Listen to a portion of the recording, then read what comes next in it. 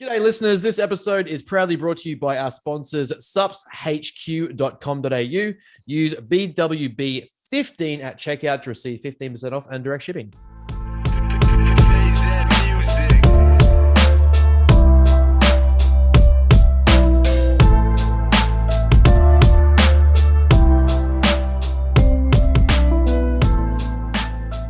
Welcome back, guys, to another episode of Bros with Brains here in, well, it's night now, but I was going to say sunny Brisbane because it's been warm compared to Melbourne this morning when I took off and it was pouring down rain.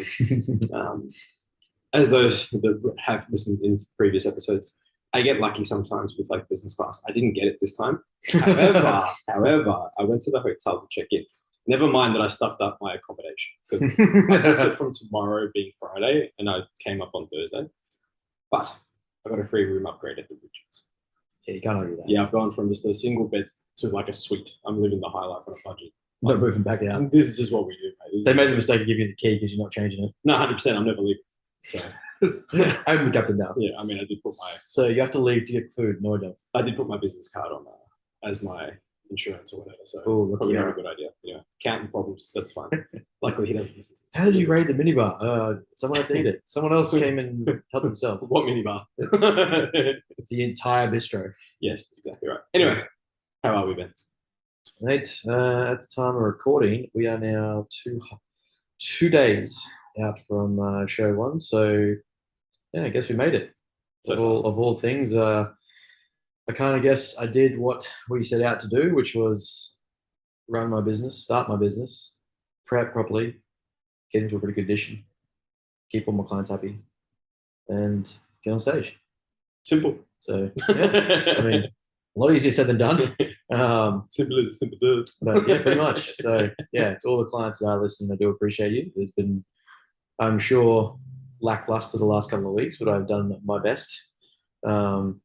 But you know, I set everyone up to make sure they were prepared and ready to go long before they got here. So I did see that this level of exhaustion was coming. Yeah, you know, there's going to be a lot for us to take away in hindsight, to reflect on with data and things like that about where I could have pushed earlier and changed things around or done things a bit differently. But you know, it's still that, regardless of the landing, it's still the best condition I've ever had, the best size I've ever had, best stage weight I'm ever going to have. You know, we're at a high day now, so getting a refeed in, starting to carb load and see how we look tomorrow. I'll probably assess weight. I'll probably wake up at about 88.5, 89. See how we go with that across the day tomorrow and fill up what we need to for the show. But yeah, tomorrow starts all the fun shit. So I'll shave everything tonight, or at least it needs to be shaved. No, I'm not doing that. In case anyone's wondering, cheeks, like, is Aaron doing it? No. No, I'm not. I'll be sitting in my suite at the Regis. That's fair. I would too. Yeah, so that's going to be all tonight, and then pretty much just feed up, watch a movie, and try and fall asleep. You know, compression tights and all sort of jazz. Cut the rest of this water out from once this is done, pretty much, and just sip as I need to. Yeah, everything's just kind of like now. Tomorrow is just chill out. Got the videographer coming, start capturing all the fun stuff. Mm-hmm. Then we've got a few check-ins to do in the morning that just ran late today, so we check-ins in the morning. Then pretty much just chilling out until when Tom gets here, and then we're going to go to registration. Be a full bros, you know, hoodie, trackie, make sure no one sees the goods, can't shut off too early. 100%. Yeah, you got to be real sneaky about it, as if everyone is going to see it the next day anyway. So yeah, fuck it, get there, go the opposite. Just get that, send it, do that, yeah, pretty much. So we'll go to registration, do weigh-in and check-in. I've got to upload my music. Work out how to download it. Work out how to download a song again. Because LimeWire. Yeah. For those that are listening, if you know what LimeWire is, true OGs. Yeah. And if you OG. don't, you're too fucking young. Your computer, I wouldn't appreciate it if you did know what it is, because it's now broken forever. It's one of those things. If she doesn't know what LimeWire is, she's too young for you, bro. If you have to ask, yeah, she's too young for you, bro. 100%. And then we got the tan on tomorrow night, and then probably have a last meal. Yeah, and then we'll just have a last meal. It sounds like you're going off to die. I'm just gonna have my last. It's gonna be a beautiful Wagyu rump, yeah, mushroom and shrimp on top with a bit of gravy. Yeah, no, and then come in fucking completely and utterly spinned. Yep, pretty much. You know, just spilled as fuck. Completely trashed my look.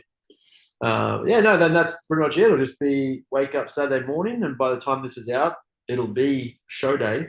So by the time it's probably aired, I'll have been coded up for my second tan. Then what? We'll be at athlete registration. Oh, sorry, athlete meeting, which is about 9. And then it starts with bodybuilding. So I'll be doing under 90s and first timers classic. I think that's enough for me, to be honest. I'm happy to get up there for a couple of goes. Have some fun. Yeah, have some fun, do something different. There's a few people that told me I shouldn't do classic, and I said, well, I've got a 30-inch waist for the vacuum, so suck me. Yeah, and it's like, well, like you said, it's going to be it's going to be the only time. I was lucky because it's going to be the only time you're going to make your height and weight cap. And weight cap. Yeah, for those listening, like I think a lot of people get confused when you're doing bodybuilding, like the category bodybuilding. It's literally just under a weight. So you're under 70s, under 80, or not under 70s, under 80s, under 90s, under 100s, and then over 100s. It's under 102, over 102. Now. Yeah, I don't know where we'll call it the 100. We'll call that. Yeah, probably over 100. It's probably like 220 on the dot or something. Yeah, but for classic, it's not just your weight; it's also based on height. Yeah, so you have a weird formula to work out. Yeah, you have a criteria. Yeah, based on height and weight. So if you're X amount of centimeters tall, you have to weigh in under whatever it is. And so this is the first and only time. Well, not the first. This is the only time Ben's going to be. Yeah. So it will under it was pretty much. It was 80. It was 86 or 85 for my height at 5'10", and then when I looked this time, that's why I didn't even look at it.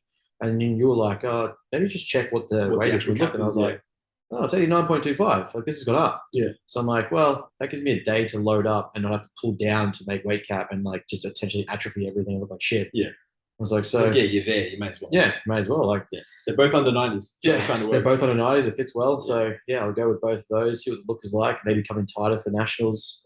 Get judges' feedback, obviously, but. Yeah, just have some fun with it.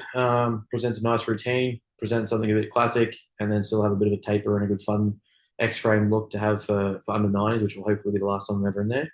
And I say hopefully as in it will be. Definitely will be. Because there's some big plans to come for anyone who does end up following along for the next couple of years. But yeah, so it's taken a lot. But this week I've been really trying to just sit back and let it all unfold. Just enjoy it. It just kind of got to a point where the suck was worth it when I was on the bike. It was just kind of just like watching some TV or movies or some YouTube, just chilling out. Yeah. Clients were taken care of, check-ins Not done. watching Thor 3. No, definitely wasn't watching Thor. 5? 4. I wish I was watching Thor 3. Yeah. Like, I watched the start of it and cried about 3 times. Still can't get through it. Yeah, no, it's not even worth it. I'd rather rewatch Blade. Well, how about She-Hulk? About what? She-Hulk. No, I haven't touched that. For a poll. 8 episodes in, Daredevil's going to show up eventually. Let's try and get our viewership up by dragging it out. No, I'm not. No, you're not getting me with that. I don't care. I'll specifically YouTube the parts I need to watch to understand the rest of the MCU to avoid any tip contributing to She-Hulk. It's just fun stirring up. It's just trash. When he's tired. It's just yes, fun. very true. But yeah, no, that's the next 2 weeks is going to be fun, but for show day, it's there's a lot of. I had to really stop and reflect on kind of who was coming, who was showing up, who was turning up, who was being there. As I sort of said in my stories today, if you watched it, that'd be Thursday. Yeah, so 2 days ago on release. Yes. So yeah, sort of like what this prep has been like. I hate using the term journey, but I mean it is in a sense. Yeah, it kind of is. Like it does take a bit of a we're roller accepting bunch here at yes, Bros with Brains. Yes. So yeah, it's been a hell of a 20-odd weeks, 24 weeks. So yeah, it's just this week has been really trying to take in kind of what it all means, who's been following and paying attention, the amount of people who have reached out and messaged and encouraged and whatnot. Like I don't expect to place anything at all. I just know that I'm presenting better than I've ever looked. So that's the goal. Right? If I continue this rate of progression, to me, I know that a pro card is inevitable if I continue this rate of progression. It's not a matter of if, it's just when. Yeah. I have the structure, I have the taper, I have the waistline, I have the control, I have the focus, the training intensity. It's just a matter of I need another 10 kilos to fill up my frame, come into under hundreds at 97 and fucking stop me. Yeah. So it's a matter of accepting that and realizing that this isn't going to be the first play show, but it's going to be, well, this is a fucking big stepping stone from the last one. Yeah, for sure. So anyone who's seen any of the content coming out recently would have seen like just a throwback from my first season, if you want to call it a season. It's kind of just like turning up and having fun. Yeah. versus what I look like now. It's night and day, different people. So that to me is like, well, if I continue that rate of progression, and then we consider that 2 of those years was 2020 to 2021 COVID, and then on top of that there was even 2021, 2022, right? We're in 2022 now. Sorry, 2022, yeah. So 2020 and 2020 and 2021 were both major lockdowns and missed shows that we pulled out for twice. And I think there's about a 6-month window there where I was training literally on a balcony with a max of like 100 kilos. Yeah. So to go through that point and have 10 kilo stage weight increase, I'm excited for what comes next. Looking back on this off season and prep phase, and the interruptions, if you will, that was there. Because I know everything that come after this is just going to be, if the rate of progression is as exponential as what it has been, considering I'm on the least amount of supplements I've ever used. I've been up until 2 weeks ago the highest amount of food I've ever been on in a prep, and I'm in the best condition I've been in. That rate of progression to me is like, well, it's just inevitably the next step. Definitely, it's gonna be some fun. Yeah, I'm excited for it. But yeah, looking at Tom though, like you got your first face-to-face look with Tom today. Yeah, he's looking crisp. I'm happy with it. I like the way he looks. He's for my first full-fledged prep client, I'm pretty happy with how he turned out. Yeah. Listened well, did what he was told, bitched him out a few times, but overall just like did what he had to do, dug in. Well, and now he's sitting what you got to do in a prep, right? Sitting on 3,500 carbs over 3 days, like fuck me. Yeah, and he's still hungry. And he's still hungry and still empty. Like, bruh. Yeah, just gotta fill. Yeah, pretty much like tomorrow, just like, right, reassess. Another probably half high day. Yeah. Might be like, 600 carbs and some fats, but like Tuesday, Wednesday, Thursday, looking at what we gave him, and he was still waking up flat. And I was just like, okay, more food. Okay, more food. More food. Your body hates you. Let's fill you up. Yeah. So we've turned you into an efficient machine. Pretty much. Yeah. For a guy who was complaining about being hungry and like, when do I get the food? And was like, now you have all of the foods. Yeah, like you have more than enough. You have more than enough of the foods. Yeah. You're at a point now, I think, if we worked it out, my week this week, 100 carbs a day. So he's on pretty much 4 weeks of carbs for me in 3 days. Yeah. Actually more. He's like 4.5, 5 weeks of carbs. I was like, don't you ever complain to me about food again, you bastard. Yeah. I mean, that's the worth of it. Like you go through the suck. Yeah. You got to go through the suck to get to a point where you can do that. 100%. And not do that. And think that you should do that. Yes. When you shouldn't do that. Because exactly you look right. like shit on stage. having him like, because my philosophy when it comes to coaching is always try and include the client or include the athlete as much as possible in the deliberation, so that they feel as much buy-in as possible. Of course. So when it came to like our programming phases, when it came to volume markers, when it came to calories, I tried to include him in the past as much as possible. And so there was always this point where it was like, I want to dig deeper and my glutes aren't coming in, blah, blah, blah. I'm like, bro, do it classic. Yeah. Like, you have striated glutes to do it classic. Yeah, you don't need striated glutes. They're not judging your glutes in classic. That's why they wear bigger trunks. Yeah, you can pull them up and look good and like, hey, dickhead, look at this. Yeah. But I'm like, you have striated quads that have been there for like 4 weeks. Yeah. Like, we're good. I'm just like, I think I can do it more. I'm like, just let them get to that point of suffering where I'm like, okay, now when I give you food, I know that you want the food. Yeah. It's like, let you work yourself there. But when I say, it's time to eat, you're like begging me for food. Yeah, it's like, we know you could dig more. I'm not saying you couldn't, but we don't need to. We don't need to. That's the whole point of being where we are. We don't need to atrophy. We don't need to stress. No, we don't need to. Yeah, we don't need to put any more chill. risk in there. Right? Yeah. Like that's what you're doing when you're digging more than you need to. It's just risk. Yeah, exactly right. It's like, how much do you float with that line before you tip over and you're like, oh, fuck. Yeah, how much of that watery look you got is just a systematic stress response because really you're just like you're digging too hard. Yeah, stressing too much. Yeah, exactly right. So I was like, you know what? Let's just get you some good sleep, some time away. Let's get you some food. Let's fill you the fuck up. Yeah. Next minute, his body's just like, and I'm like, there we go. Yeah. It's actually his first refeed day. His first day of carb load. So on the Monday, I 2.5 times his fats. I'm like, right, let's start the fat load now. So let's get some fats in. So I went up to about 50 fats. And then by Tuesday, I was like, right, now we pull the trigger. Let's do it. 800 carbs, 65 fats. Lost 1 kilo overnight. Woke up and was like, cleaned his guts out. And he's just like, yep. So I'm I think went down to like 92 flat. And I was like, cool, prep low after that much food. Yeah. Sweet. Take that. I was like, all right, so you're crisper, you are fuller, you're drier. By the nighttime, you're more veiny. Yeah. I was like, okay, more food. Yeah. So looking at that, I was like, all right, fats need to be a little higher. We need to hold that pop. So pushed up to about 75 fats and just a shit ton of carbs, like creams of rice, rice cakes, LCM bars, all of it. All of it. And I was like, he's like, I picked him up to go do our pump session yesterday because they dropped his car off for a service. And he's like, "Oh, sorry, man, I've got to eat." I was there for 2 hours and thinking about meals. And I'm like, "All good." And he just whipped out like a 4-pack of LCM bars. I was like, "You son of a bitch!" I was like, "Don't you ever complain to me again about being hungry." He's been good. But yeah, so his physique's just like absorbing food. So he was on like 1,200 carbs today.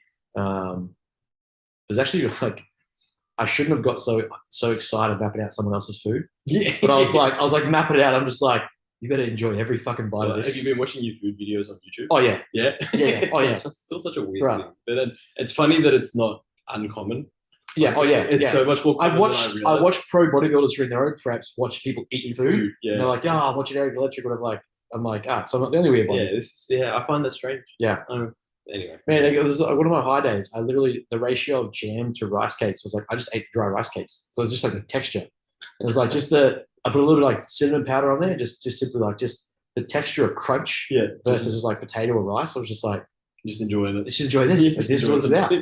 Like I'll add bean sprouts on it. So like when you bite into like the vegetables, it's like it's got that crunch. Yeah, that's what it is. I get you. And it's like you come across like a food connoisseur because you're trying to explain this to people. Yeah, it's just like just don't understand. Yeah, they just don't understand. It's like no, at this point, like I just want something to crunch in my mouth. Yeah. Like I can't have potato chips. I can't have like peckish. I can't have rice crackers. You can't have what you want. Like I just want something to crunch in my mouth with a little bit of salt to it, a little bit of flavoring to it. So I put some cinnamon or like some salt powder or something like that. I'm just like, that's it. I'm good. Yeah, I get you. But yeah, that's where Tom is. So he'll be landing the plane nicely, I think, for States. Like there's no sharper that he needs to be for States. Just simply dry out some water. So we'll pull water down tomorrow to just sip sparingly as needed to stay hydrated and stay full. Sodium and stuff won't be touched. Carbs will just be moderated based on his look in the morning. And then we basically just fill up as we need to on Saturday. So I'll be before him for our first show. So I'll get to see his look across the day, make sure he's fed. And then I think it'll go me for first timers, then him for his division. Yeah, and then you'll come back on. No, sorry, no. No, you'll go 90s, under 90s, I'll do under 90s, then I'll do first timers, then he'll do novice, then he'll do his division. Yeah. So I'll get like both chances just to pump him up and see how he looks. So yeah, for sure. So yeah, it's going to be good. It's going to be a long day and tiring, but so have a few free meals on Saturday. See how he looks Sunday. Get a pump, move some food around, and just straight back to a Monday. Yeah.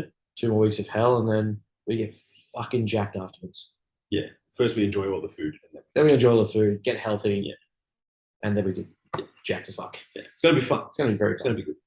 It's how to describe it. It's like the team that we're building, like everyone's aligning where I want to go. Yeah. And it's like people don't like when I try to explain to people, I'm like, I don't need people in my corner that have the exact same goal. No. I just need to know that I have people around me that are as envisioned as I am about where it's going. Yeah. And if I say I'm pulling the trigger on something, it's not like, but what about, or, this isn't, no. Yeah. I don't care. Yeah. Don't care if you think there needs to be healthy social lives. You think there needs to be healthy this life. You need to go have drinks and parties. If I pull the trigger on something, I need the people around me to say, this is the direction. Yeah, let's go. Let's go. Let's fucking send it. And that's where I feel like this team is starting to evolve to for the next growth phase. Yeah. It's just going to be like, it's not that I'm missing out on what's happening right now. So I'm definitely present. I'm like trying way harder to experience emotions. Like as Bumstead said about like his last Olympia, was like just letting all the things happen. Yeah. If you're angry, feel the angry. If you're hungry, feel the hungry. If you're upset, feel upset. If you're happy, feel happy. That mixed with, I also know where I'm going, is like, I'm more excited now than I've ever been about training. Yeah. Yeah, you're looking forward to the next. Exactly. It's just like, I've done this bit. This bit's done now. Just ride this out, get through the next 2 weeks of hell. But like the next part, let's get back to that 8 to 10%. Keep tight, keep healthy, get bloods back, shack up, push to 100. We push to 115, 120. Yeah. Now we tighten back up. Now we go again. So yeah, it's all just happening. It's like, it's awesome to see things you map out in your head just start to unfold. Yeah, for sure. And it's like they always say, like I always say, you have to see it long before anyone else believes in you that it's going to happen. Yeah, for sure. And like I can go back through my old laptop, and I can find the archive of where I wrote down the goals sitting at uni 2 years ago. The condition I'd be in for stage, which is 25 mils or lighter, the weight cap that I'd be under, what else was there? My activity levels, my nutrition phases, basically everything either ticked over with a degree of error or as accurate as it possibly was written. Of course. Which to me is like, Now I just do that again. Well, yeah, right. You've got the formula. Yeah, it's just literally just do that more monotonously, like more meticulously in the next phase, and we just make that happen even better without a COVID fucking going on and 3 lockdowns and well, hopefully, no global financial crisis, something like that going on. Well, I like that you mentioned lockdowns when you really didn't get lockdown. No, we need a lockdown. We got gym lockdown. Yeah, you got kicked out of your gym. Yeah, we got kicked out of our gym. So it was basically like for us, that was everything. It was either like training in balconies, what you can get your hands on, which is basically the most mocked together facilities you could possibly think of. Yeah, it really did DIY. I basically just gave away so much of my last employer's stocks that I could get free gym equipment for a while. Like, oh, you need pre-workouts. Like, here's a tester for your gym. Oh, cool. Here's a tester pack. You keep that. I'll take this for 2 months and I'll bring it back when it's done. Exactly right. When we're open back up, I'll give you back your dumbbells. Here's the 40s. Yes, sweet. Yeah. So that this time, not having to do that, I just everything's just going to be exciting. Yeah, it's going to be a good time. I'm pumped for it because it's just at that point now where I'm like, I know that everyone wanting to train wants to train, everyone wanting to push wants to push. Yeah, the people that are around, the clients and stuff, it's all everyone's in the on right the same direction. Path. Yeah, everyone's on the right trajectory. So I'm just at this point now, just keen for Saturday. Posing's pretty good. Been looked over now by a couple of former Mr. Australias. Been looked over by a few of the other boys that I really respect and appreciate. Obviously having Tom around as well, just another eye to look over things. Definitely. Though I coach him, like he's just as much a mate and, of course, and a training partner as well. Like he's inexperienced. Exactly. So having all that kind of thing, around it has been good. So we just finish off this, put the nail in the coffin, finish off this prep, and we just 2 weeks after the show, something like that, sit back, assess, look at it, look at the data, look at my checkpoints, and go, right, this is where we could have done this better. This is where we could have done this better. Definitely. Let's do this. Yeah, 100%. It's going to be fun. Yeah. How are you doing? How are you? How's work? How's golf swinging? Good and busy. Man, gym's picking up, which is nice now that it's better weather. People coming in, more foot traffic where we are. Our location's really good for foot traffic. So members, I think we added 20 members in a month last month, and then we've already got. I was speaking to my business partner today. I think he mentioned that we have already added another 8 or something. Plus, we've got another 10 in the works. Like, nice. It's starting to cruise, which is good. Nice. It's really nice. Yeah. So it's getting up there, which is good. Golf is always good. My swing's coming along with freaking this shit out. Like, funnily enough, it's only because of the course. When you actually write down a score at a course, you write down like each hole's got its par, and then the course has got its own par. And I've played this course twice now, and it had a par 5 that was actually a par 3 because they were doing works on the course. But because when you hand in your scorecard, you don't hand it in at the course. You have to hand it into your own home course, your club course. So I've written on the scorecard, like next to where it says 5 as a par. I've crossed it out in 3. But because it's an automatic system, when you put the card in, when they do it, it still says 5. So it's technically told them that I've eagled the hole twice. Nice. I haven't played an eagle. Believe me, if I did, you know, 100% the whole world would know that I've hit an eagle. But apparently I've eagled twice, and so it's dropped my handicap from 12 to 8. So apparently I play off 8, which I definitely don't. And it's a very loose 12. It's 12 on the best of days. Yeah, 12. Well, that's pretty much the handicap. It's like what you can play to on your best day. That's fair.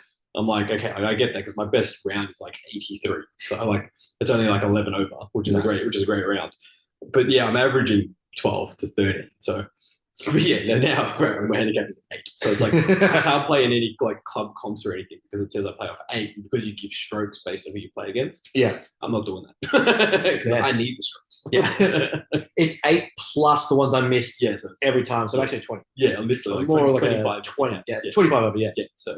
Short of that, man, it's been good. Weather's getting a little bit better, other than leaving today and it was pissing down rain, which is great. But yeah, man, I can't complain. Life's good, work's good, business is good, clients coming in, mentee, clients coming in, which is always nice. People wanting to be mentored, which is always nice. Coaches want you to learn, which is good. Yeah, I think today I was going to talk about just freaking how stupid people are as standard. But I feel like that's every week that we talk about that, so I'll be more specific. It doesn't have to be even fitness or bodybuilding related. That could just be everyone. Yeah. So I'll be more specific. So for those that are listening, if you're a powerlifter and you think that adding weight moves more weight, so adding body weight moves more weight on a bar, you're fucking stupid. Just saying. Adding muscle and getting stronger moves more weight on a barbell, not getting fat. Yes. And I only say that because I'm still seeing power lifters try and reach the top end of their weight cap by eating stupid food. Like I'm talking, like don't get me wrong, I'm all for eating Macca's every now and then. Like, everyone knows me, man. Like Macca's meal deal sends me a cheeseburger, I'm buying a cheeseburger. Yeah, I think I've got like 3 or 4 in my rewards, so probably got to utilize those. But eating every day just so that your body weight goes up, so you can hit your weight cap. Well, one, it doesn't increase your strength, so being lighter in your weight class is actually better. Because if it comes down to like your me ratios, versus you, and we hit the same total weight ratios, right? Yeah, but I'm lighter, I win. Yeah. So that's pure stupidity because it's basic math. Yeah, like going from 100, if you're trying to weigh in at 125 or under 125, and you get to 120 at the start of your deload week into comp, and you're eating tons of food to get you to 125, like you're not putting on any strength in that week. So putting on that body weight doesn't do shit. Yeah, it makes it worse. The only time getting fat has potentially some benefit is in the bench press because it shortens your range of motion. Because guess what? You have a lot of chest and back fat. Yep.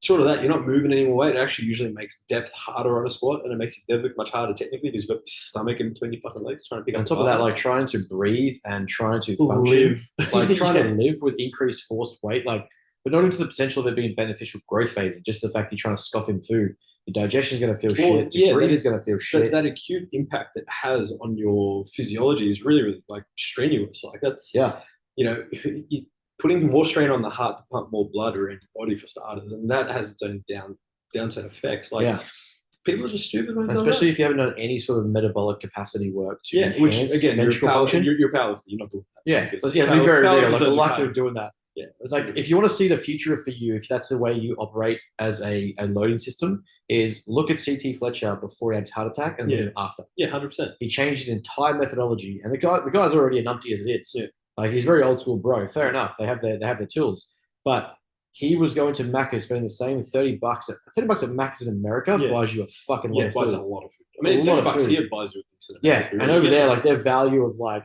their dollar to weight ratio of food is fucking fast food. It's disgusting. Their large chips is like 2x. Yeah, like Dave was telling me the ratios over there, like when he was looking at like you go to buy fast food or you ask someone for like a green or something like that, and the difference in pricing is like you can literally feed a family of 4 for like $20. Yeah. With like, and it's a fat family. Yeah. Versus like here, $20 from KFC might get you a bucket or like a personal. It'll get you a good meal for you. Yeah. But like over there, 20 is buying you like a family of 4 with type 10 diabetes. Yeah. And they're well fed. Yeah, 100%. So like that was his like $30 a day, like quadruple cheeseburgers, chocolate shakes, chips, fries, hash browns, apple pies. And then he literally had like 3, was it triple bypass? Or he had like a, something like a left ventricle tear and just basically had a massive stroke. Yeah. And he's like, there's one of the videos I watched 100 times, and he's like, he was on the doctor's on the surgery table, and this doctor comes in, he's like, aren't you CT Fletcher? And he's like, aren't you like supposed to be the strongest man on the planet? Relative, like it was a strong man. I think it was more like a bencher dead. Yeah. And it was like, he was like, what happened to you? Yeah. How did you go from being that to this? It's just this feeble body, just like completely brittled down, broken down from like just the strokes and heart attacks. Yeah. And you can literally pinpoint it to the fact of how he was eating and treating his body just to get those numbers up. Yeah. He was trying to be heavier and heavier and heavier. Yeah. But it wasn't to accumulate hypertrophy and grow muscle tissue. Yeah. It was just loading on shit foods and being like, well, I'm the fattest, heaviest dude. I can lift the heaviest amount of weight. Yeah. And the fact is that people are actually still promoting it and still like thinking that it's a win. It's like you're absolutely stupid. Like that is not how you go about adding body weight. Yeah. And especially adding body weight past what you should be from like a natural standpoint is physiologically stressful anyway. Yeah. So doing it, there's like 2 different ways to do it, and it's almost still a similar stress at the end of the day, in that adding more tissue to your body over time allows your body to adapt. Yes. And still not saying that still not saying it's overly healthy. Yeah. We know from biology that the bigger you are, the sooner you die. Yeah. Pretty straightforward. Yeah. And it's why you shrink as you get older. Mm-hmm. However, if you're putting on acute bouts of weight really quick, like, and it's just fat, man, like, you're asking for a bad time. Yeah. Like, it's so stupid. And again, putting it on social media for everyone to see, like me, then talking about it. Yeah, it's just a joke. Like this person's just putting on like fucking eating macas, shakes, dirty burgers. Yeah. Like, but it's multiple times a day, and it's like it's as if it's an achievement that he's now reached his weight cut, like weight cap. Fuck. But it's like, bro, you haven't got any stronger. Yeah. It There is muscle no tissue out of that. point putting on weight if you're not getting fucking stronger. It makes no sense At a to certain me. point, the increase, and we know this, Yeah. the increase in surplus relative to the amount of muscle gain doesn't increase muscle gain, it increases fat mass. Fat mass, yeah. So you eventually just create a predisposition there or a propensity to storing fat mass because you're gaining weight and plateauing, so you're increasing calories, but the amount of muscle mass you're gaining is capped out. Yeah, and it's Especially if you're not enhancing, or if you are enhancing to the point, but it's only like you're training you're a fat powerlifter. You're a fat powerlifter. You're not doing accessories. Yeah, you're not doing accessories or hypertrophy. You're Yeah, simply like, I'm stronger. Yeah, you're struggling in between sets. Yeah, your breathing rate is like 140 just to simply walk up a set of stairs. So yeah, to me, it blows my mind. Like it's fair enough, understandable when we go through heavy off seasons. Like every pro body will tell you, you need to go through a phase of just getting bigger. Yeah. So you've got to have a surplus. You've got to eat hard. You've got to stay relatively conditioned, and that's why we work in things like metabolic phases, like metabolic capacity work, increasing like cardiovascular system work, putting the heart through a position where it's actually offset from the damage you're doing to it, so that you can actually handle the load of getting blood cells and air around the body. Instead of being like, oh, here's a clogged up arteries, poor cholesterol, increased hypertension, risk of blood clots and heart attacks. Yeah, definitely. We do the things to offset that so that we reduce those risks as we get bigger. But we're also aiming to put on muscle tissue, not fat mass, the entire time. Yeah, and it's muscle tissue. And that's universal between all strength sports. Like whether it be bodybuilding, hypertrophy, whether it be powerlifting, strength, and strongman. Like there's strongmen now that have six packs. Like they're jacked as shit. And even like, don't get me wrong, the elite powerlifters like understand this philosophy. Yeah, you look at your Will Crosby, and that dude is like they're lean. He's a walking gorilla. Yeah, and they're strong as fuck. Yeah, and it's like, well, hold on, if these guys are doing, why do you think you'd be any different? Yeah. Like you have to be stupid. Yeah, and it's again, it's not just limited to powerlifters because we know. Oh no, not at all. We still have bodybuilders out 100%. like that are writing meal plans that are literally fish. Oh yeah, fish and rice cake. It's still a thing. Like fish and rice cake. Last week, person came to me, same thing. Saw the nutrition. They're like, it's literally comp prep nutrition is fish. Every meal of the day. Like now I'm not a stickler for this whole you need to be formally educated to write something, whether it be a training plan, nutrition plan. I mean, the internet basically says you don't have to because that's what the regulator, but like we don't care. Most of the time experience in the game is what gets you going. Now you have to start somewhere. Agreed. Go get a mentor, go get something. Like that's where if you want to get the qual, I'd recommend just go get a mentor, like a good mentor that gets results, right? I thought he was getting my attention. No, something else, that's fine. But yeah, I mean, like, don't continue the cycle of stupidity. By writing fish. Oh, I learned this with my coach, and my coach learned off their coach. But at the same time, they didn't actually learn. Yeah, because the fact is, the person came to me was like on fish 5 times a day. A female, by the way, running T3, T4, Anavar. Like, fuck yeah. Yeah, and I think anyone that's probably listening that has a clue about bodybuilding will probably be able to pick the coaches pretty quick. But it's like T3, T4, Anavar, fish all day, every day. Full send, fuck it. Yeah, like it's just like you cooked, right? Like surely you can't still think that this is a thing. Like it's just we live in the 21st century. Yeah, it gets to a point where just simple access to information's on you. Like we have don't get me wrong. You've created a calorie deficit. You've definitely reduced fat intake because it's probably a white fish because you can't have pink fish because fucking too high in fats. Yeah. And it's probably got nothing but rices and maybe if we're lucky. Yeah. So that's literally all it is, rice. Or rice cakes. But probably just rices. Hardly any veggies. And maybe some like string beans or some broccoli or like some what do you call it? Asparagus. Asparagus, yeah. Yeah, that's the other one. Pan fried asparagus. Yeah. And that's nutrition. Yeah. And it's like it just gets to a point where like you just have to look at that and go, I don't even know anything about nutrition, but surely diversity is better. We know that diversity is 100%. But I mean, like even as a client who doesn't know anything, you at least have to look at that and go, across my life, I've made, my parents have always made sure that I've had like whole grains, I've had sandwiches with meats on it and salads, and then dinner's usually something really like wholesome and like different starch carbs, different about vegetables. All the different colors that you eat. That's where that whole sort of argument comes into play. And don't get me wrong, I'm all for much more diversity and range in maintenance to growth phase. 100%, yeah, I agree. I'm all for keeping the foods relatively the same Yep. through a deficit, Agreed. especially if it's a prep deficit. Yep. However, in that deficit, you're usually still having a fair amount of diversity. Yeah. It just means that diversity, you're just continuing that diversity each day. Yeah. You're not changing the foods every single day. You're eating the same foods each day, but in each day there is a ton. So I'll probably have the same 15 foods in a day. Yeah. But it's a diversity of food groups. So I'm having like different types of peppers, different colored vegetables, leaf greens, different salad mixes, like a lot of salad mixes. And then on top of that, there'll be like whole grains and white meat sauces. Refeeds will usually include a red meat sauce to get my fats and iron back in, and I'll supplement what's missing. Yeah. But that diversity is not only for satiety, but I know for a fact the health consequences I'm putting into myself. Exactly right. That I'm offsetting that as much as possible with that nutrition diversity. Exactly right. Making sure I'm accounting for micronutrients, and where I'm not, like things with iron, creatine, because I'm not having much red meats, I'm getting that elsewhere to make sure that I'm well supplemented and looked after. But like you just have to mix it up. Yeah. Like it can't be the same shit every day because deficit. Yeah. So for those listening, pretty much if you have a coach that does that, drop your coach. Yeah. Pretty much. Or just tell because like we know, like the thing is too, if we look at it, we know psychologically, and this is just to put it really, is an easy way to educate. Seasonally, most people have the same 30. I think the window is 25 to 40 foods per season. Yeah.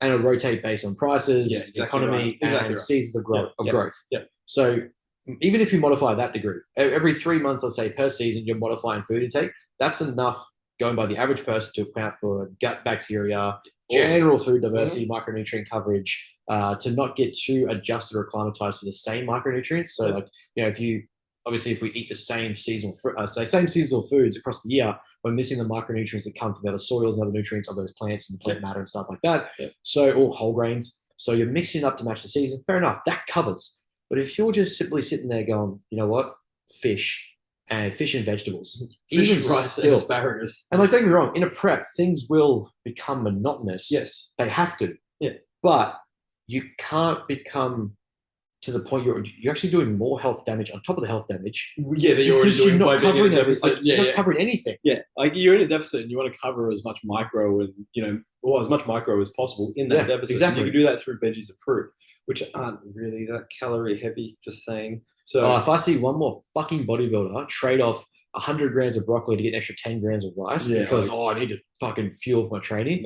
Shut the fuck up. Yeah, exactly. If we know how ghrelin works in triggering a full stomach, you feel better with a fuller stomach from having more vegetables. And you train better anyway. Yeah. So shut up. Fuck me. Yeah. So basically, don't be stupid. Is what we're saying. So I saw online Instagram coach that was like one of those. I was the original Instagram coach fucking years ago. His accounts cost like $5 whatever to make a program, whatever it is. And he was sharing his this is what I did to look 96 kilos and this shredded. This is my calories for 4,500 calories a day. This is my macros and my food plan. Basically just mapped out. And this is how you know idiots that don't know the difference between macros and calories and also accounting for micros. Mm-hmm. He was sharing, mind you, didn't share his drugs, stacks, protocols, which I don't expect coaches to understand that.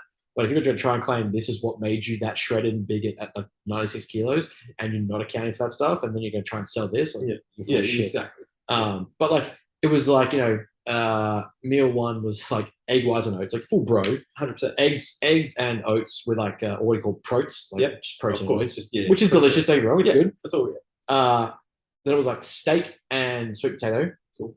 Chicken and rice, salmon and potato, and then steak and rice.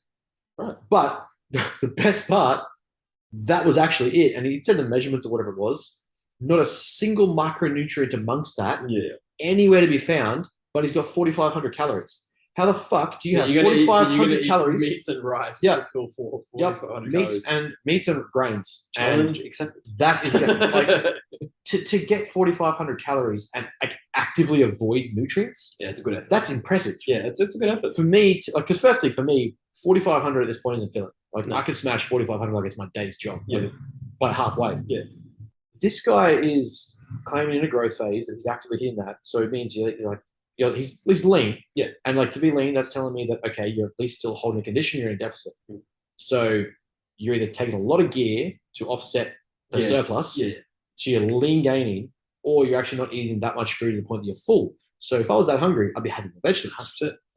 the grains that you're having are not enough in whole grain or food substance to be micronutrient dense. It's just rices. Yeah. It's not a brown rice. We're talking about like sweet potato and white rice. Yeah. Or basmati. To get to that point and then still be like, I'm not going to even include broccoli, cauliflower, carrot, onion, tomato, capsicum, like the stuff that keeps you alive. Like to do that, and judging by this guy's level of ineptitude, I'm going to say that his supplementation wasn't actually efficient. Of course. So he's definitely not actually equating for micronutrients like his B vitamins, iron, potassium, sodium. Yeah. Probably having some sodium, but you know, vitamin D's, vitamin E's. Like he's not getting his nitrates. Like any of the stuff's going to actually help the blood pressure problems he's got from being 96 to 100 kilos lean. Yeah. Or the other diversity of like micronutrients he needs for his brain function. Yeah. But then he's like sharing this, and then like going through the comments, people looking at that being like, "Yeah, hell yeah, that's sick! Like, fuck yeah, you're good job, like you're a king." To be honest, if you look at that and you listen to that and you say that's what's up, yeah, you deserve to have your money taken. Well, yeah, I guess so. And it's kind of like we do live in a world now where the ability to learn anything about health is so easy to find. Between Instagram, Facebook, fucking. Man, you can even find some actual useful shit on TikTok. Not that I've looked, so I don't do TikTok. And don't be that person who puts TikTok on Instagram. I fucking hate it. It does my head in. Like, if I wanted to watch TikTok, I just go on TikTok. Like, really? It still bugs me. Anyway, but like, there are many places to find information. Yeah. And obviously, we always go through the debate of what's good information versus bad. Or and it's like, I know we've talked about that. And you got to go, maybe you go through both ends of the spectrum. Yeah. Hey, you know what? Eat a week of vegetables and then eat a week without vegetables. Tell me which one make you feel better on. But not just what I mean? Like, what has been drummed into us, and this is like not even just Australia, this is like a World Health Organization standard. But even if we go by Australian standards, the Australian dietary guidelines are based on the average person's expectations. They've been drilled into us since we're like 7. Yeah. Harold the Health Giraffe, whatever that came around, like this is what a healthy plate looks like, or eating greens and vegetables, blah, blah, blah. Your parents used to drill into you, like don't leave the table until you finish your greens. So for you to add toxins to your body, like hepatotoxicity, liver and kidney damage, increase your blood pressure, increase your weight gain above homeostasis, above regulation, to actively avoid nutrients to the point that they're just for good, even if you know nothing about what they do as an individual vitamin or mineral, to actively avoid them and look at that person and go, he knows what he's talking about. Yeah, 100%. Literally every person I've ever met since I've been alive has told me vegetables are fruit. Yeah. This guy is actively avoiding them. Yeah.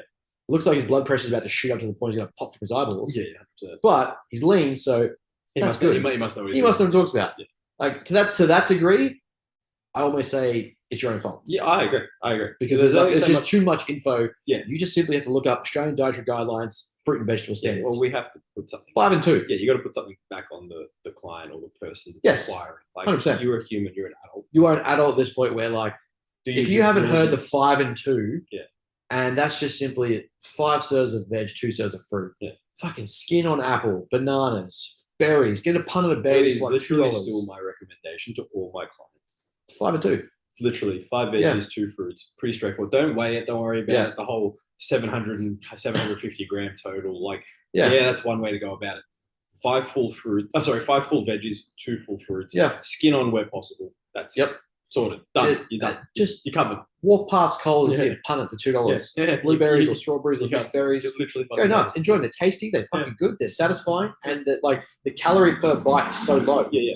It's just like you just add it on stuff. You have wheat bix, add strawberries. Yeah, 100%. You have oats, add banana. You're having cream of rice. And I bet you the coaches that are still promoting like just chicken and rice or steak and rice probably think that dairy is the devil as well. Yeah, inflammatory, right? Yeah, you can't have dairy because lactase is inflammatory. Yeah, because estrogen. Like, you don't know. It's going to cause cancer down the track. It's going to give you guys. The lack of antioxidants is going to be the thing that causes you cancer. 100%. Literally, the thing you're actively avoiding is going to be the thing that causes you cancer. 100%.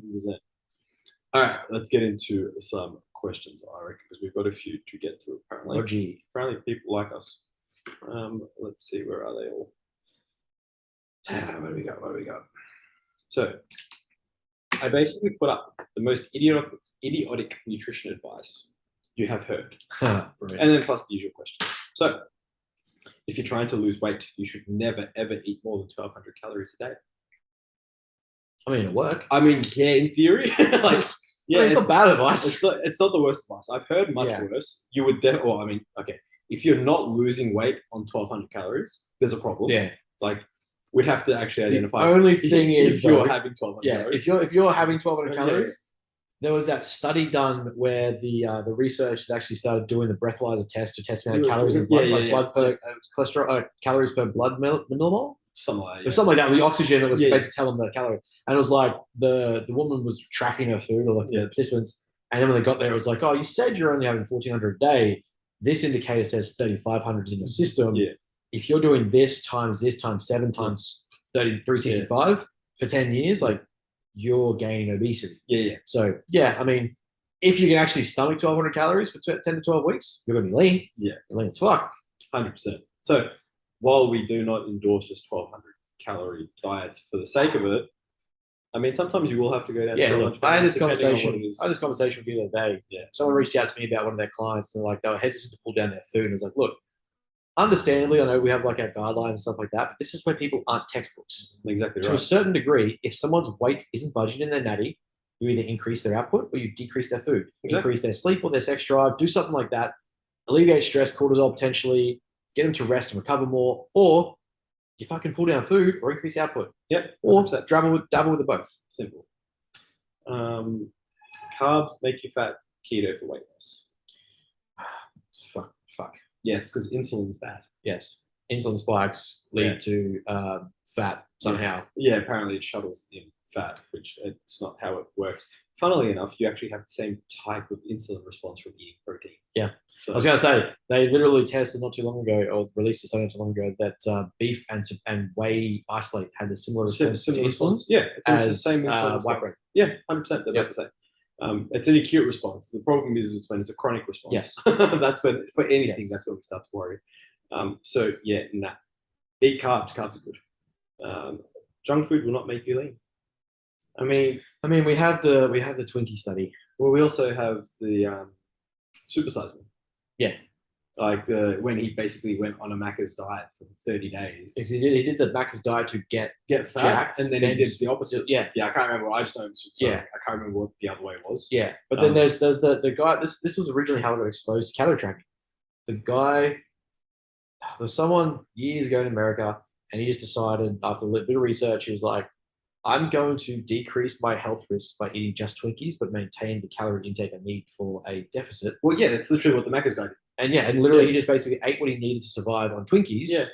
And yes, overall, like he definitely atrophied muscle tissue. Yeah. But he still, his blood markers went down, cholesterol went down, exactly heart health, like so all that shit. Yeah. So the Macca's dude went literally through the entire menu over and over for 30 days and kept himself in an energy deficit. Mm-hmm. And his blood markers got better, Yep. lost body fat, lost global weight, didn't obviously put on muscle purely because he doesn't go to the gym. Yeah. So even at that stage, if he was training, he probably would have kept, if not actually built muscle, because it would have been a new stimulus. So again, everything's in context, and provided you still follow the undeniable law of thermogenics, of thermodynamics, it's energy in, energy out, literally as simple as that. Stay in your deficit as much as possible, and then in theory you'd fill that deficit with as much micro dense food as possible to keep yourself as healthy as possible, because being in an energy deficit by definition is bad. Funnily enough, it's unhealthy. If you stay in an energy deficit, you just die. Shocking. Yes. Starvation kills. Yes, but that's another conversation. Top 10 at the Olympia this year. Oh fuck. This is too hard. It's too hard. It's like, you got Rami. yeah. You've got Firstly, just to anyone who's an experienced or avid bodybuilder fan, this is the largest lineup they've had in about 20 years. this is the most diverse And the most diverse, right, and probably the most competitive since the Ronnie J era. Yeah, you got Rami, you've got Walker, you've got Labrada. See, I don't like to put those two like next to each No, other. I'm not putting them in there. I'm just thinking of who's going to be in the top 10. Yeah, right? so this isn't in any particular order. I just don't think of. So you got Hardy, you've got Rami, Mhm. you've got Ian, Mhm. you've got Nick, Yep. you've got Hunter. Labrada, you've got Curry. you've got what's his face? Other dreadlocks dude. Bonac. Bonac. You've got But then you've also got Derek Lunsford. Derek Lunsford. Yeah, this is not including all the Sean other ones. Calrissian is Yeah, optional. Clarita, I think we don't know if he's doing it yet. I don't think he's announced it, has he? No, I think he has. Hollingshead, Hollingshead, Regan. No, Regan's not doing it. He's not doing it? No, he's Taking a year off? No, he's taking the year off. Okay, so you got Hollingshead. Then we've got the winner of the Italian Pro that just The Italian pro was Hollington. He won. You've got Samson, who's about to compete. Yeah, Samson, who's going to be in there. No, he's already qualified. Oh, he's already qualified. Samson's qualified. You got the other dude that beat Hollington the first time at the Arnold. Who won the Arnold? Arnold UK. Andrew Jack. Yeah, Andrew Jack. Andrew Jack. So you got him. He's qualified. You got Mark Hector. He hasn't qualified yet. He's qualified. Yeah. No, I don't think he's qualified. That alone shows you the depth of who isn't there. So because then you got like Jamie the Giant isn't there. You've got Martin Fritz who isn't there. Yeah. You've got a multitude of like other big name pros outside the top 20 who haven't even made it. Yeah. So like this, to say top 10 is going to be a fucking big call, but I don't see anyone beating Remy with his waist and his size. Yeah, he's 150 kegs lean with a waist the size of a 110 kilogram. Yeah, he looked really good. So I can't see anyone beating Remy. If they go with conditioning, like Hardy's going to be hard to beat number 2. He's never going to be big enough. But he's never going to be big enough. Yeah, for but, sure. I mean, I wonder if Clarida will have that problem if he goes to the Opens because everyone said that and he beat fucking Regan. Yeah, I know. They set a bar there where he beats Regan. It's just kind of like he can't go much higher than that though. Nah, look, I don't think. To be honest with you, looking at the lineup, provided they're all conditioned, I can't see Clarida being top 5. Oh no, not me either. No, like he'd be competitive looks, top 10, 15. Yeah, like he looks good. Like I get it. He feels his frame. He's jacked. It's just muscle that weighs. Like he's just not big enough because it's just a tiny human. You've got guys that are going to come in at 150 kilos. Yeah. Against a guy who's going to be like 80 to 90. 100. Yeah. So you got Ramy probably number 1. Yeah. I don't think Curry is going to be second. I see Curry 3 or 4. So he does, like, I mean, he comes in. When he comes in, he comes in. Yeah, I don't know. Like, he's just not competitive.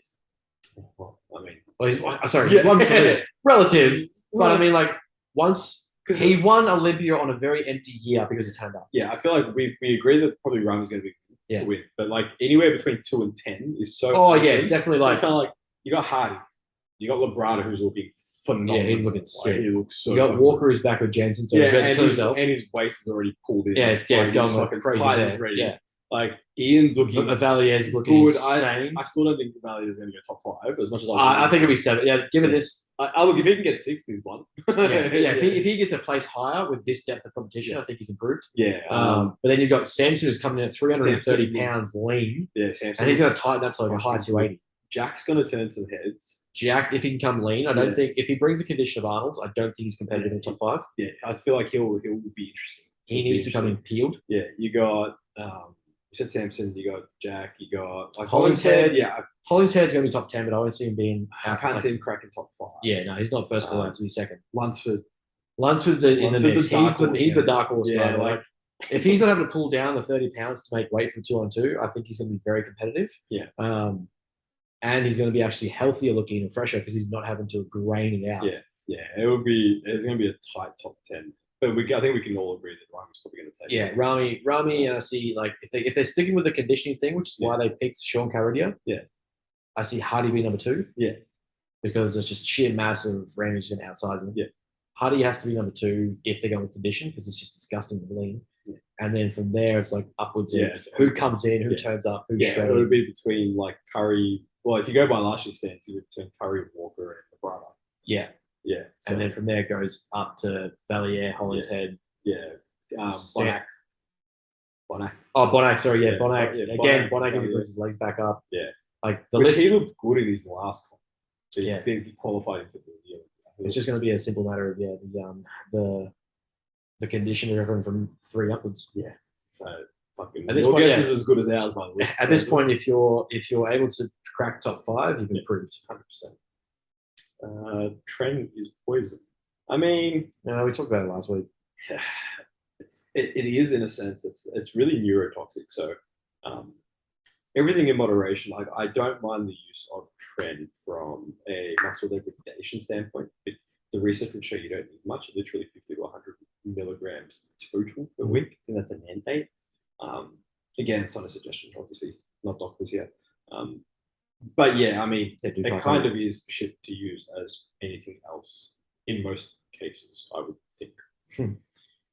If you're not 10% body fat, Nova Rapid will make you really fat. Yeah, I mean, it's the whole insulin thing. Again, Nova Rapid just being fast-acting insulin. Yeah, I mean, it doesn't make you fat. Insulin doesn't make you fat. Get over it.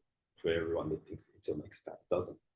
It's a shuttler of glycogen and glucose into your muscle most of the time as its main effect. Anavar is safer for women because it's not an injectable. The problem with orals, bar Proviron or Proviron, depending on how you say it, they're all hepatotoxic. They're all alkylated. Run for as little as possible for as little as possible. Am I wrong there? Because Anavar may not be alkylated from memory, but it's still hepatotoxic. It's still going to go through. That's why there is injectables. Yes, and it's the sole reason, well, not the sole reason, but it is a very big reason as to why using injectables is potentially a better option. Even in females, again, there is a bit of controversy at the moment because female TRT is becoming a thing.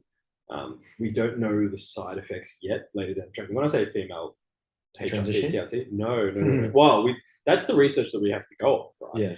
But we know that like literally 2 to 3 milligrams per week.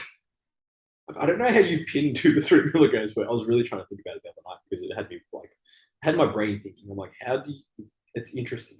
But yeah, there is a thing with female TRT, HRT. Yeah, so 3 mil a week. 3 milligram. So think about it. If we get it like 250 milligram per mil, you'd have to get it in 100 milligram per mil, and then literally like pull out the smallest amount that you could find. You'd have to use a very interesting needle. I'd be surprised if that even is absorbed at that point. It is in females. Oh, I imagine it would be, but yeah, like that's why, because they only produce, I think, 1 to 3 milligrams per week testosterone these days. As you get older, that is. Part 1. Someone told me once to not combine multiple types of food in one meal because my body would be confused on what to digest first. Shut the fuck up. And that it would then hold on to set calories. No. There's not a part 2 to that. Yeah, just no. I got nothing. The only time I can see the rationale for this conversation is when we look at understanding alcohol consumption and other macronutrients. So if we look at alcohol, the body will prioritize metabolizing it because it's a toxin and it has energy. It doesn't mean that you're not going to metabolize and digest the other foods, but the body will have a bit more of a propensity to store that energy as metabolizing the toxicity of the alcohol. Yeah. But it's not going to store as like, it's not going to be confused about what it's breaking down. It knows there's a poison in me that has energy. I'm going to get rid of it. The only other time I see not the argument, but the potential, I guess, for this for a much more detailed standpoint is when we want to like slow down digestion. Yeah. So we're doing with like peak weeks, we're increasing fats a little bit to help slow digestion, more filling. But it's not a confused. No. And it still uses the calories. This is kind of like the whole 30. Your body can only digest 30 grams of protein in one day. It just shits out the rest. Once that 30 grams is absorbed, just poos out the whole protein. Yeah, it's not how it works. But anyway, don't eat ice cream if it makes you feel sick. I mean, you shouldn't. I mean, if you find sick, you're lactose intolerant, or you're just like eating so much you're gouging. Like, I mean, that's not a bad thing. That's not bad. If you don't feel well because if you have like explosive diarrhea from eating that, that's probably lactose intolerance. So maybe don't do it. Yeah, some people just don't have the ability to produce lactase and digest it. Yeah, just don't eat the ice cream if it makes you feel or stop eating so much to the point of feeling fucking sick. Figure out your food controls and understand why you're eating so much. Difference between like a bowl and a liter. Yeah. If you're going through like right now, I could devour a liter of fucking ice cream and I'll shit liquid tomorrow. Yeah, 100%. But I won't feel sick. No. I'll be like, oh, where's more? Yeah. That's just how Leather and Grella work. Yeah. But if you're eating so much that you're feeling sick from purely eating so much ice cream, we've got some food consultations to have because you're not understanding the triggers you have around food control. 100%. Is it worth going to uni to do nutrition? No. No, not if you want to. I mean, if you want to coach nutrition, such a weird space. Yeah. It's so. I've literally asked doctors of nutrition and people who have finished their nutrition dietetics degrees if going beyond that was necessary. They all said no. No, because I mean, really, when you think about it, like anything, if you're going to go beyond it, what are you going to get into? Research. Yeah. You literally become a research assistant. Yeah, like to work in that field, like no, you don't necessarily need to go to uni. And there's going to be a few people that won't listen to this who'll disagree with us, but at the same time, even then, it's like that. It's information that you're requiring, and it's like people will always argue that to practice in anything, you need to be able to be insured in case something obviously goes wrong, which makes complete and utter sense. What is it? The tricky part here in Australia, especially, is getting insurance for something like nutritional practices. Yeah. Not the case with dietetics. Dietetics is much easier to get to get insurance because you can only be a dietitian via a uni degree. Yes. Whereas The nutrition, difference between nutritional assistance or prescribing versus dietetics is dietetics work with medical patients or like exactly medical right. And problems. to do that, you need to obviously. And that is where we draw the line where it's like, okay, giving the general populace a better understanding of what a protein and carb and fat is or how to find those. And working in basically what we would think performance-based nutrition. nutrition. Performance-based nutrition, which is like we're looking at more of the general application of performance-based foods or like getting a specific response. And we're looking at nutrition for healthier individuals. Yes. That's the whole point. The second you start seeing, the second you start seeing someone in amongst this is the thing that shits me. People don't understand when they look at information, the differences of sample populations. Yeah. Stop taking generalities, normalities under the bell curve and being like, well, that has to apply to everyone. Or if you work with this group, like this applies to everyone. No, we have individual sample populations for a reason that is drawn from the overall population sample size. There is a specific reason for that. Once you start getting into populations where it's things like, oh, I'm also dealing with this disease and this disorder and this problem. Okay, do you have the credentials to work with that problem? Exactly. No. Pass it on. That's it. Yeah. But if you're with a healthy population, things like, okay, are you having 5 to 12 grams of carbohydrates? Are you having 1.3 to 2.4 grams of protein, 0.7 to 1.3 fats? Are you getting adequate fiber intake? Are you diversifying that across the day? Are you diversifying food sources? Brilliant. Not that fucking complicated. You're not killing anyone. 100%. If you start saying, hey, here's your medication for this disorder, stop taking it and take my food instead, or this supplement that I use is better for you for depression than this drug, that's where the problem lies, and you're an actual piece of shit, and you're not qualified in dietetics to say that. Exactly. Because dietetics needs to be in conjunction with pharmacology, the specialist, endocrinology, all of them, biochemistry, you're nutrition. everything. Yeah. Exactly. I mean, you have to go to uni for that. So the difference between performance. I used to laugh. I remember, arrogantly, I used to laugh about Dad's the hospital dietitian that Dad had. To be fair, like they were writing these meal plans, and that was shit. It was like the dietitian's meal plan basically was like per floor, not per like the person. It was literally based on. It was like, 1 or 2 people like writing 2,000 meal like strategies based on all the different disorders and problems, but it kind of just like for these people that are in chemos and Crohn's diseoses and this disorder, it's kind of just like, can these people eat without spewing up? Yeah, exactly. That's right. What's it called? Staminate and fucking. Yeah, it's context. Yeah, it's literally just like, okay, rather than being like, well, this has to optimize their protein intake, bitch, you just need to eat food without spewing it. Yeah, exactly right. If you can get energy in, you've done well. Yeah. Anabolic window, minimum 15 reps for every exercise. So the question for this one was most ridiculous fitness advice I've ever heard. So yeah, okay. Anabolic window, I mean, it's a thing. It's like a 24-hour thing. Well, yeah, so the anabolic window itself, it's really at the rate of MPS. So muscle protein synthesis on average is about 90 minutes. So in theory, if you wanted to take advantage of like the most optimal window of opportunity for protein synthesis, so the creation of protein, in theory, you'd ingest protein a 30 gram to 40 gram serve on average every 90 minutes. Stimulating the muscle protein threshold. Yeah, but no one's going to do that. That keeps aminos in the blood. The thing is, funnily enough, we actually need a decrease in blood amino to then increase it and spike it again to get that response if we had the same amount all the way through. MPS as a threshold works cyclically. Exactly. As a wave. It's a waves response. So at periods of time, it was going to peak above the threshold and then reduce, drop back down the threshold to come back up. We wanted to cross that threshold as many times in the day as possible. Optimally, you're looking at 4 to 5 times, which is where the whole like diversify your protein sources came from. Eat 5 to 6 meals a day.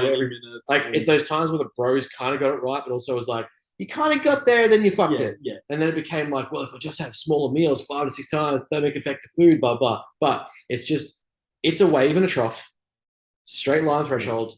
Cross it, come under it. Cross it, come under it. Do that as many times a day as possible around training. You're good to go. That's where the argument of like taking aminos comes into play. And people are like, well, if I keep my blood levels, like amino in the blood, at a constant, will I still see the benefits? It's like, no, because you need a bolus for synthesis of protein. But anyway, funnily enough, I used to work with a girl at Crown once upon a time, Crown Casino in Melbourne. And I never forget, I was working at the pool in the gym for the Metropole Hotel. I was one of the leisure consultants. Basically, I just PT'd all the fancy people. I've heard of that porno. Yeah, hard. I remember she came in with a packet of shaved ham. I'm like, what is that for? And she's like, I'm on this diet where I need to eat protein every 90 minutes. Nice. I'm like, you know how much fat is in that? I mean, It was delicious. Like, it was like but- a week later, she put on like 4 kilos, and I'm kind of like, Yes. you know how much protein, you know how much fat is in that, right? Like, she's like, Yeah. what? I'm like, read the label. This is what makes me early laugh 20s. It's when great. people don't understand. Like they're like, oh, I cut out carbs, and they're like, oh, but I cut out carbs, which meant no pizza, chips, sandwiches, Macca's, cakes, and donuts. Like, no. You didn't cut out carbs. You cut out highly palatable processed foods with a combination. And I put this in the macro course. The greater the number of macros, the greater the more palatability of the food, because 100%. they're trying to, like, when we look at food textures, tastes, qualities, delivery of food and calories, the more macros, the more calorie dense it's going to be, the more flavor it's going to have. Yes. And then obviously in conjunction that with like flavoring, salts, sodiums, umami's, all the like good stuff. sugars, sweetness, all the good stuff. Yeah. So if you're just being like, oh, I'm only having protein, and you're going to choose nuts and eggs and like fatty beef cuts and like burger patties. Yeah. You'll see people do that, like having like beef burger patties are just pure fat over protein. Yeah. That protein, sure, you've got your fucking 50 grams of protein for the day. You've also got about 200 grams of fat in there. Exactly. And the ratio is meant to be the other way around. So And we it's know like, that oh, where did the rest of this other 1,000 calories come from? We know there's more calories in fat than there are carbs and protein too, right? So yeah, don't do that. Intramuscular or subcutaneous for PEDs, and is there much of a difference in method? Well, one requires a much smaller needle. Oh, so not speaking from experience, it is so much better from what I've read. It's Love it. I'll tell you from experience, it's way better. No, it really depends on a few different things. Obviously, your ability to remember to obviously do it, which is a big one for most people. The amount of like, I guess, PEDs and like oil consumption you're on. We do see anecdotally, not from the evidence, because there's no evidence to suggest this just yet, but anecdotally we see that if you're on a much higher amount, taking a bolus of anabolic androgenic steroids can potentially bring a side effect in. So whether they're, sensitive nipple for guys and all that sort of stuff. Whereas if we split it up evenly, every day, for example, there's less chance of that because we have a much more stable blood serum level. The other argument to that is that after 6 odd weeks, we see a blood serum level fairly steady anyway, even if we start having the bolus dose once a week. Again, bolus dose input, climbs up, drops down. So it's really each to their own. You do use a much thinner, smaller needle for subcutaneous. I also find, the pain and risk of deep tissue versus and that's what I'm way saying. better. A sub-Q is really, really handy in that aspect. There's nothing damaging running through that. It does seem to be that over a period of time, the length of time for each is pretty much the same in terms of it being active. Initially, subcutaneous takes longer from what we see. So that's just the answer to that. Dude, not gonna lie, that's pretty much it for me because I'm tanked. You had one more question. Oh, do we? All right, what do we got? What a bitch. Girls do not need to be lifting heavy weights. Lifting heavy causes injuries. I mean, yeah, facts. I mean, none of my girls are doing anything unless it's an absolutely new applying client. None of my girls are doing anything less than training 2 to 3 hours. I mean, like they're training to their capacity. Strength is relative. Lift heavy, eat food, get jacked. Lifting heavy, like the problem that people like see with us wanting to train for appearance is we also miss the micro benefits that come from resistance training on the skeletal system, heart health, body, muscular system, neural system, general mental health. Like the multitude of reasons to train hard, train heavy, and train properly goes just beyond what your muscle looks like. Well, we know that now, like the fad for it seems to be most females like to get a big butt and thick legs. You don't do that by doing booty kickbacks and walking sideways on a fucking sideways Stairmaster with a 1 kilo ankle bracelет. Looks like we know that we see that from all these pros and shit and girls that have this lower half. But what you don't see is all the other shit that they do. Like, don't get me wrong, it's probably an exorbitant amount of stuff that they do that's not necessary, but they do lift heavy weight. Sheer abuse of volume is bound to result in something. Exactly right. You fucked up somewhere, so it's still going to work because you've just done so much. So could you have achieved that with the same half the load? Food and heavy weight. You sleep. Yes. But let's leave it there because Ben's dying. I'm fucking dead. By the time this episode comes out, it'll be show day. Show number 1. So and then anyone who is watching or is turning up, I do. If I don't, if you listen back to this because you're at the show, fantastic. If you are listening and you haven't made it, if I'm not responsive or I'm not talking, it's not that I'm not appreciative. Even if you're at the show and I'm like dead to the world, I'm worried about me and Tom first and foremost. Sorry, flip that. I'm worried about Tom and me first and foremost. And then I've got like 1,000. I say 1,000 people. I've got a buttload of people that are showing up, and it's like it's greatly appreciated. So me being dead to the world is not a reflection of anyone personally. There's just gonna be points of time where I just want to get in and get out because realistically, this show day is just get qualified. It's not the celebration day, so don't bring cakes and donuts and I'll eat them. yeah, we'll bring them for Fatso here. Thank you. I'll eat them. We got a lot more digging to do after this. So even after nationals, I want to organize like the following week, like a team barbecue or something like that for clients and friends and stuff around here. Just as kind of like a thank you for everything. But at the same time, it's like, yeah, if I'm dead to the world on Saturday and I'm just talking to Scaff or Brooklyn or just Tom, just talk to me. I'm the nicer one, apparently. Just tell me to go fuck myself. Spit on me, but just and don't if take it you're personally. wearing personalized bros with brains gear, just let me know. So I can. We really need to make some of those. I'll buy one. Yeah. Yeah. That's it from us, guys. As always, next week we will chat. We'll have a Goodbye. recoup of the show.